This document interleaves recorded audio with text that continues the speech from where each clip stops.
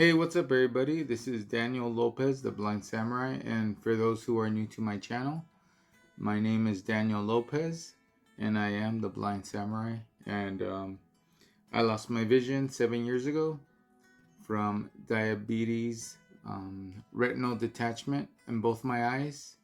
I got surgery for them to be attached again, and it didn't work. They did attach, but they just came back off. And I cannot see anything with my eyes, but I could see with my hands, ladies. This is a very special video. It's the first time ever on my channel, or ever, that I get a review sample. And I got this awesome review sample from Romance of Men.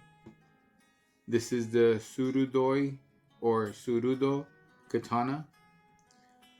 That word Surudo or Surudoi in Japanese, what it means is sharp.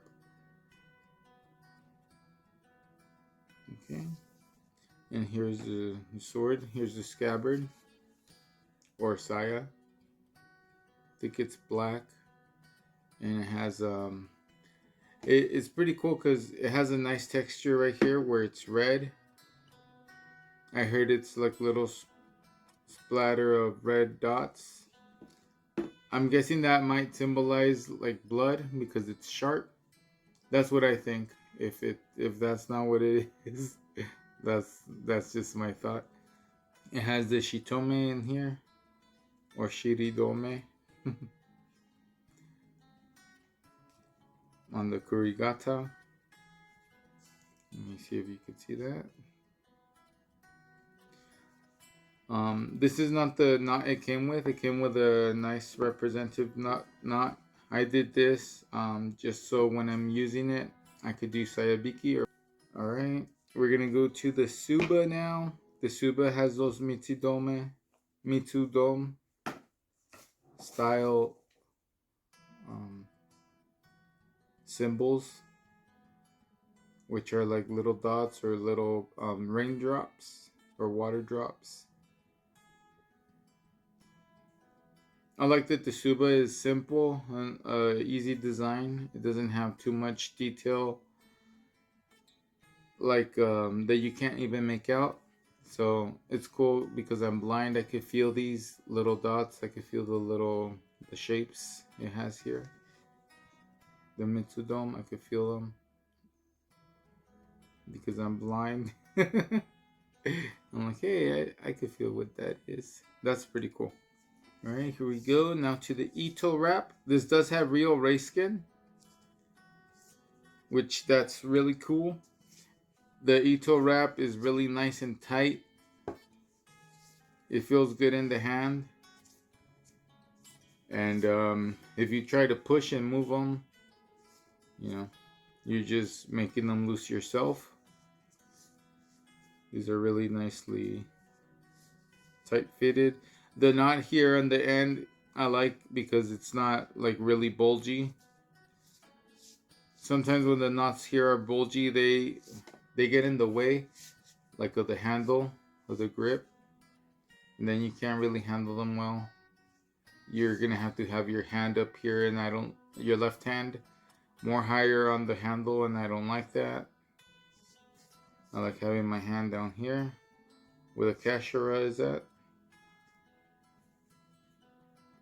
Here's a kashira. It has a little design. I know what that is. But the kashira and the suba are both bronze.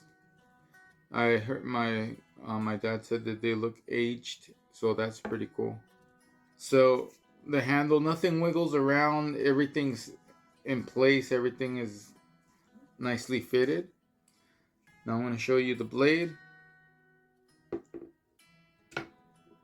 Oh yeah, it also has a nice fit into the saya where you actually have to push it, and it does come out with a push.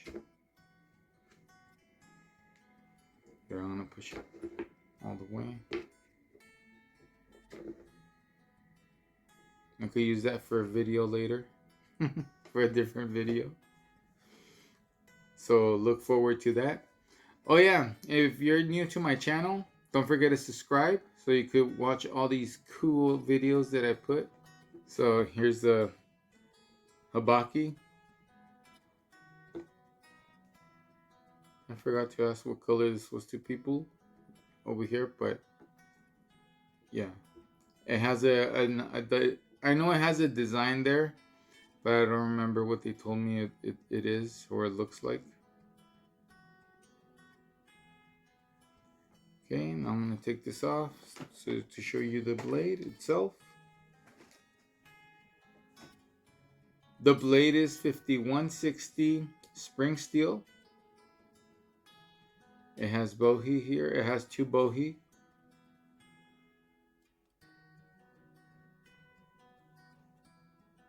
Let me show you all of it.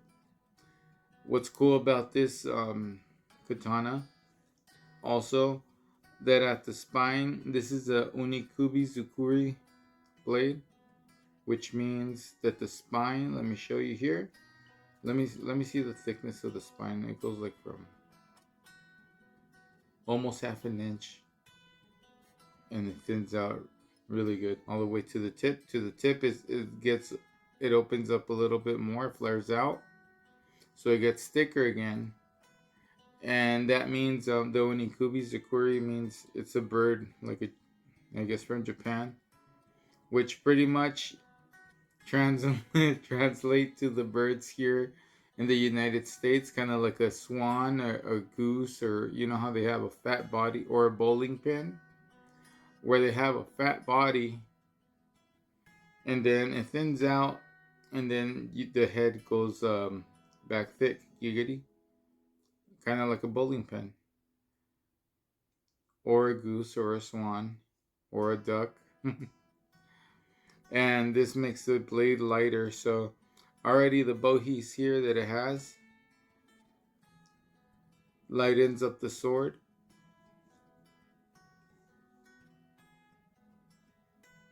And right here the spine does that as well. The geometry of this blade is really nice.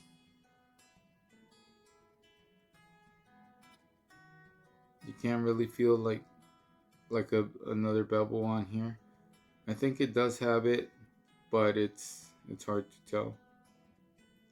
So this makes a really nice tachikaze sound as well. Right now I stropped the blade. I did cut already with it and cut pretty good. I did strop the blade afterwards after cutting, so the video you're gonna watch in a little bit, or the clip you're gonna watch in a little bit of me cutting tatami mat, is with it out of the box sharpness.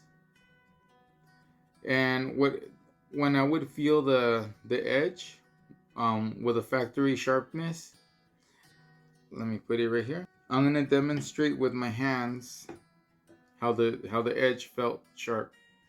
Okay, so let's say my hands they're making the edge of the blade, right? The point is where my fingertips are, and it's like that. Some swords that are dull feel this way. When you sharpen the blade, sometimes it feels like it has teeth, like little saw. Like, let's say my fingers are the saw or the teeth on the edge. For those who don't really know about swords and stuff like that, I'm demonstrating. So the edge was kind of like this. It felt like this, like the teeth were everywhere, like shark teeth. Like some were coming out this way, some to the right, some to the left. So what the stropping does is it fixes these teeth and it straightens them out nice and straight. So you still have teeth or saw, but now they're straight. And plus sometimes there's still metal, like here when you sharpen it. It sticks to the blade, so pretty much the leather strop gets rid of that, and it smooths everything out and it makes the edge better. So saying that, I'm gonna make an update video cutting with this already stropped. I stropped it in two times each side, and it feels a lot nice and smoother. The edge, it doesn't feel like those teeth are there anymore, like those out of line, right? Like I said, now it feels nice and smooth. It feels like one edge instead of teeth like that everywhere. Overall, this sword, I think it's really awesome. I liked it a lot. I would say if you don't have one of these, like this blade feels really nice and balanced in my hand. It feels light. It feels nimble. It feels fast, sharp.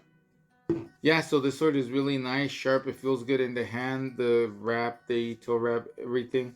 I didn't find anything wrong with it. It does what it has to do. For for the price of this sword, this is really cool steel. Oh yeah, let me show you something cool. Like I said, this is 5160 spring steel on a really affordable sword. Here's the head flaring out. This thing cut the tatami mat pretty good.